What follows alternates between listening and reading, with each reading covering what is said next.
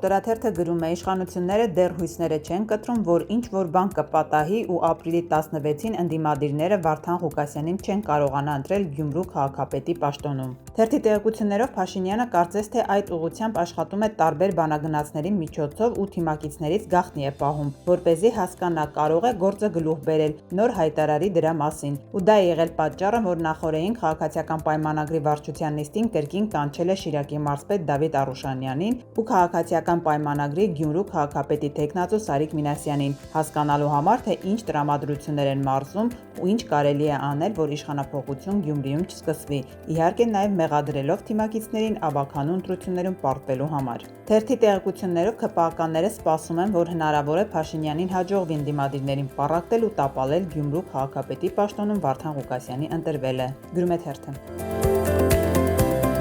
Փաստ թերթի տեղեկություններով քաղաքացիական պայմանագիրը ոչ միայն հույսը չի կորցրել Գյումրիում էլ զավթել իշխանությունը, ինչպես մի շարք այլ համայնքներում, այլև այդ ուղղությամբ կոնկրետ աշխատանքներ է տանում։ Ընդ որում շրջանառվող տեղեկություններով մի քանի տարբերակների ուղղությամբ։ Գյումրիում խոսում են, որ տարբերակներից մեկը Մարտուն Գրիգորյանի ցուցակի անդամներից մեկին համոզելն ու թեկնածու առաջադրելն է։ Այս դեպքում քաղաքացիական պայմանագիրը կընտրի հենց նրան ու կմնա ապահովել միայն 2 ձայն, ասենք նույն խմբակցությունից։ Իդեպ այս տարբերակը կյանքի կոչելու համար ՔՊԱ-ականները սպասում են Մարտուն Գրիգորյանի որոշմանը՝ կդնի ազգային ժողովի պատգամավորի մանդատը, թե կվերցնի ավագանու անդամի մանդատը։ Սակայն այս տարբերակի դեպքում երեկ արդեն նա պետք է պատգամավորությունից հրաժարվեր, քանի որ առաջին դիմումից հետո միայն 1 շաբաթ անց է դադարեցվում պատգամավորի լիազորությունները։ Երկրորդ տարբերակը քաղաքացիական պայմանագրին ավելի հոգեհարազատ է, այն է պարզապես համոզելով, ճնշելով, վախեցնելով, խոստումներ տալով ընդդիմադիր խմբակցություններից 3 ձայն փախցնել։ Իդեպ այս ամենին զուգահեռ թերթի տեղեկություններով քաղաքացիական պայմանագիրը Գյումրիում եւ Փարաքարում պարտության պատճառների հետևից է գնում։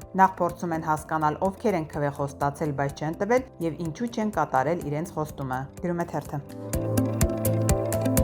Հրապարակ թերթը գրում է. Վիլեն Գաբրելյանի մանդատը վայր դնելուց հետո քաղաքացիական պայմանագրում թեպետ շատերի աչքն է պաշտպանության մշտական հանձնաժողով նրա թափուր տեղի վրա, սակայն թերթի տեղեկություններով այն կզբաղեցնի նրան փոխարինած Արտյոմ Մեհրաբյանը, ռազմաարդյունաբերության կոմիտեի արդեն նախկին նախագահը։ Արտյոմ Մեհրաբյանը ժողովրդավարական հայրենի կուսակցության փոխնախագահ Վաղամերիկ Ղուկասյան Մեհրաբյանի որդին է, գրում է թերթը։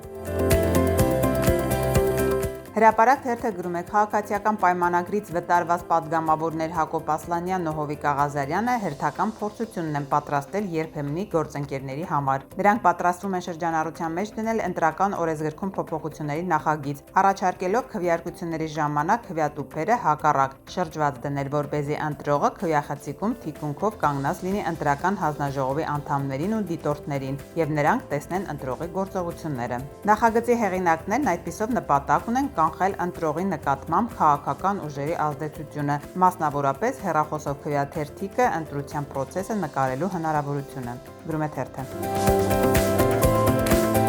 Ժողովուրդ օրաթերթը գրում է. ազգային ժողովի աշխատակազմը դրական եզրակացություն է տվել ընդդիմության նախագծին ստեղծելու ազգային ժողովի քաղաքացիական պայմանագիր խմբակցության պատգամավոր Անդրանիկ Քոչարյանի վարքի դրսևորման մասով էթիկայի հանձնաժողով։ Թերթի տեղեկություններով իշխանական ֆրակցիայում մեծ խանդավառություն կա այս հարցում ու կարելի է ասել սրտադրոպ սպասում են, թե երբ կքննարկեն ու կորոշեն, թե իրենց խմբակցությունից ովքեր կլինեն այդ հանձնաժողովի անդամները։ ՔՊԱ-ականները Քոչարյանի հարցով պատրաստ են ընդդիմադիր խմբակցությունների հետ աշխատել, քանի որ տևական ժամանակ է լուրջ հակասություններ ունեն Անդրանիկ Քոչարյանի հետ, գրում է թերթը։